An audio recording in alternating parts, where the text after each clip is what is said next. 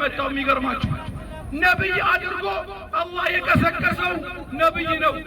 የነብይነቱም ደግሞ ክልል ለእስራኤል ህዝቦች እንጂ ለእናንተ አይደለም ለኢትዮጵያኖች አይደለም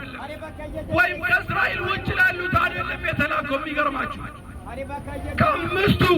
አላህ ሱብሓነሁ ወተዓላ ኡሉል አዝሚ ሚነ ሩሱል ከሜሴንጀሮች ለየት ያለ ደረጃ ካላቸው ወል መሲህ ኢብኑ መርየም የመርየም ልጅ አልመሲህ ነው ነብዩ ዒሳ ወፍን በወፍ ቅርጽ ይፈጥርና በወፍ ቅርጽ ይሰራና